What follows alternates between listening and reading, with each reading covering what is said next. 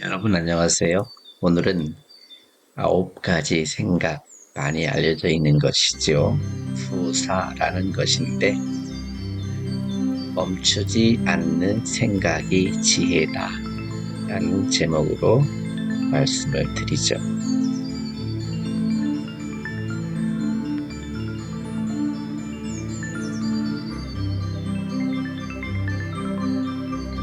승자의 9가지 생각, 공자께서 말씀하신 후사라는 게 있습니다.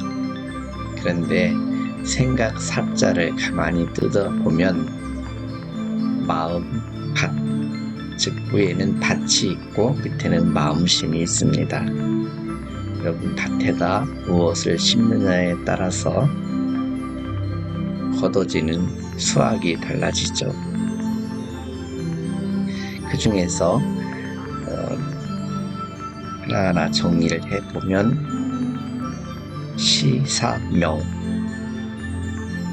분명하게 보기, 청사총, 똑똑히 듣기, 모사공, 공손한 태도, 색사온, 온화한 얼굴빛, 이렇게 크게 4부류로 나눌 수 있습니다.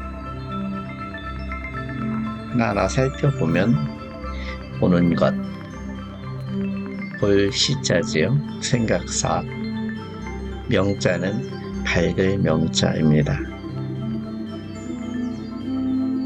마치 눈으로 보지만 어떤 사람은 겉모습만 보고 어떤 사람은 모습 너머의 모습을 보죠.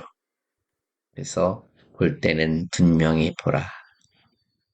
이것은 피상적인 겉으로 보이는 것 너머에 있는 것을 보는 안목이 필요하죠. 듣는 것입니다. 청사총이라고 하는데 들을 청자죠. 총자는 옆에 귀이변이 붙어서 이 귀이변이 붙어서 귀 밝을 총자라고 합니다. 말도 마찬가지입니다. 겉으로 들리는 그 표면적인 말이 아닌 그 말의 너머의 말을 듣는 거죠. 여기서 홍찰의 시작이 된다고 합니다. 얼굴빛과 태도를 보면 색자는 이게 빛색자인데 우리 흔히 낯빛 이렇게 표현하죠. 색사, 온자는 온화하다. 멀리서만 봐도 화가 났는지 그 사람이 편안한 상태인지 알 수 있죠. 그렇듯 그 사람 마음속에 온화한 마음을 가지고 있으면 겉으로 드러나게 마련입니다. 얼굴빛을 본다는 것은 그 사람 생각을 읽는다는 것이고 몸 전체로 배어 있는 것이 모습이죠. 모습은 공손함을 봐야 된다. 그런 말이네요. 그 다음에 우리는 말을 안 할 수 없죠. 그리고 또 일을 안 할 수도 없죠. 그래서 언사충 사사경입니다. 이럴 때 충이라는 것은 가운데 중 밑에 마음심입니다. 사실은 속에 있는 마음, 진실한 마음을 말로 표현하는 것이죠. 그 다음엔 사사경입니다.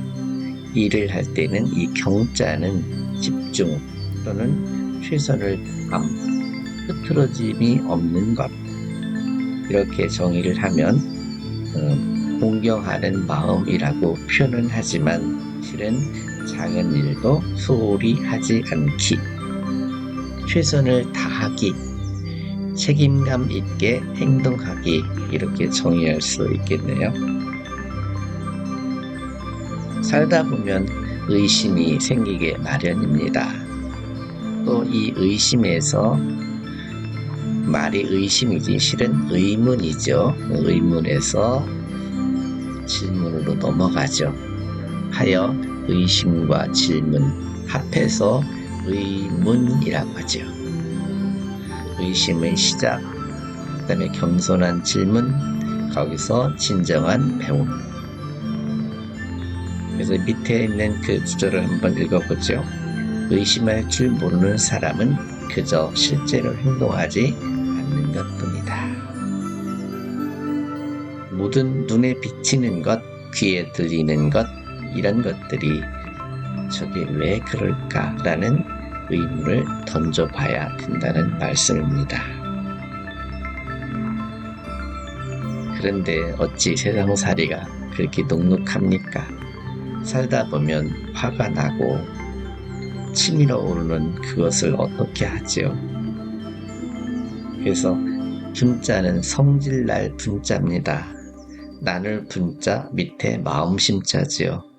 마음이 막 하나로 집중되어 있을 때는 평온함을 느낄 수 있는데 마음이 한 갈래, 두 갈래, 세 갈래, 천 갈래, 만 갈래로 갈라지면 화가 나죠.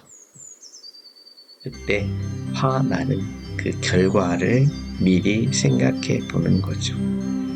뒤에 있는 난자는 어려울 난자이지만 곤란하다. 화가 났을 때 화난 그대로 행동으로 옮기면 뒤에 따라오는 곤란을 생각해야 된다. 그런 말입니다. 살다 보면 손해를 볼 때도 있고 이로움을 얻을 때도 있죠. 그런데 이득을 본다. 견득, 때 견자는 피동으로 해석을 해서 얻을 득, 얻음을 얻게 된다. 얻음을 보게 된다. 그럴 때는 이것이 맞는지 틀리는지 기준을 가지고 저울질을 해봐야 된다는 겁니다.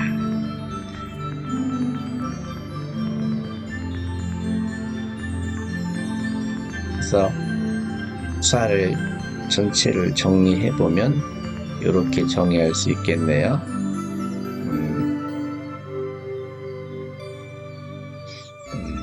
보는 것, 듣는 것, 그 다음에 얼굴, 빛, 용모, 그 다음에 말, 일, 의심, 분노, 이득. 이 중에서 공부하는 사람들한테 가장 필요한 것은 보는 것과 듣는 것과 그리고 의문을 갖는 거죠. 그 다음에 그 사람을 보는 것은 얼굴빛을 보고 용모를 보며 말을 듣고 일을 하는 것을 보는 거죠. 그리고 내가 선택을 해서 내 삶의 방향을 바로잡아 갈 때는 반드시 분노 조절, 그리고 이득이 생겼을 때 이득을 바라보는 눈, 이것이 가장 중요한 이야기가 되겠습니다. 그래서 가만히 보면 보는 것은 통찰력을 기르고 듣는 것은 분별력을 기르며 얼굴빛에서 화목함, 용모에서 겸손, 말에서 진실성, 일에서 정성스러움, 의심에서 탐구력, 분노에서 절제력, 그 다음에 이득을 볼 때 옳고 그름을 판단하는 정의를 볼 수 있습니다.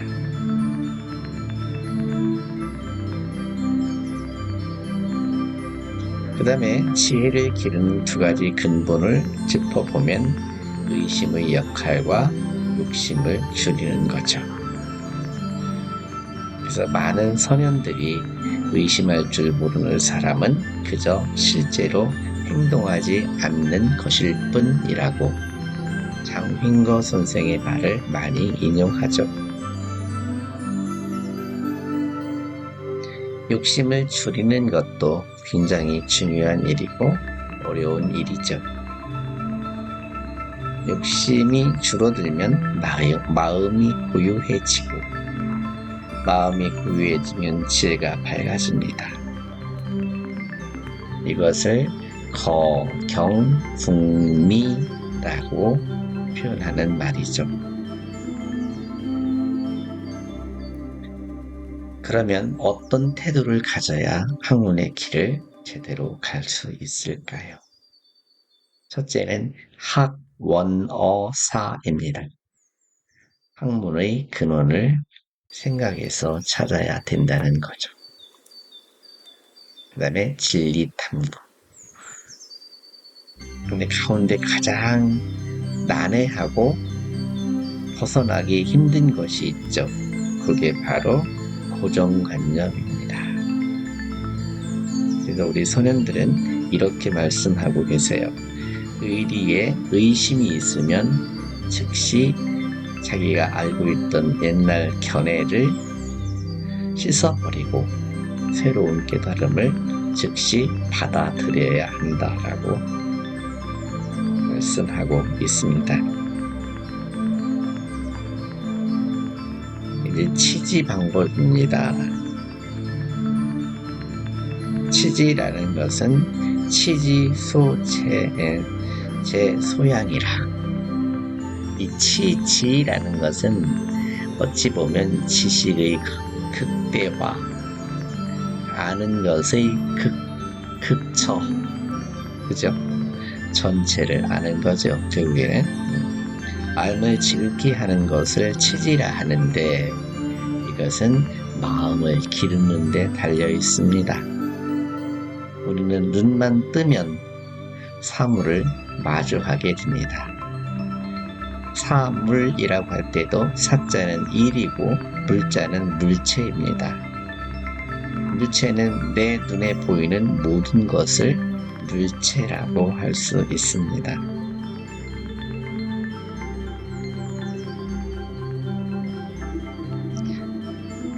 그 다음에 양지 막과어 과욕이라 맹자에 이렇게 나와 있는데요.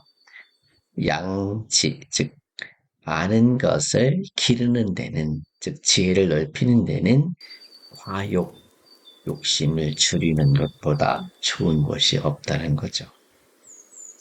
그거를 그림으로 그려놓은 것인데요. 과욕, 적을 과자예요. 적을 과. 욕은 욕심 욕자죠. 욕심을 적게 하라. 그 다음에 심정, 마음심, 고요정, 마음이 차분해지는 거죠. 그걸 결과로 해서 마음이 고요해지면 지혜가 밝아지고 욕심을 줄이다 보면 삶이 이루어지는 이 네 가지는 같이 돌아가는 것이죠. 완전한 학문으로 가는 길을 정리해 보겠습니다. 첫째는 내면과 외면을 다스리는 끊임없는 성찰이 출발입니다. 그 다음에 구사로 일상적인 실천을 하고 욕심을 줄이며 의심하고 탐구해서 거경과 궁리의 조화, 즉 존경과 궁리의 조화를 통해서 완전한 학문의 길을 다질 수 있게 되겠죠. 끝으로 나를 향한 질문을 살펴보겠습니다. 일반적으로 글을 처음 대할 때는 이 글이 나하고 상관이 없고 옛날에 이런 분들이 이렇게 살았었더라, 이렇게 했구나 정도로 받아들여지죠. 그것이 내 삶과 직결되었다는 것을 알아가는 과정이 제가 생각할 때 공부라고 생각합니다. 어느 순간 모든 말씀이 다 내 귓전에서 내가 그 갈림길에 허덕이고 있을 때 조언을 해주는 스승님, 선생님, 선배님, 부모님이라고 느껴지는 순간이 있습니다. 그것이 바로 공부를 한 결과라고 저는 생각합니다. 한번 짚어보죠. 나를 향한 질문. 첫째, 나는 지금 9가지 생각, 즉 구사를 일상생활 속에서 깊이 실천하며 지혜를 기르고 있습니까? 두 번째, 나는 지금 나의 삶을 위해 지식 탐구뿐만 아니라 욕심을 줄이는 노력을 하고 있는지 말입니다.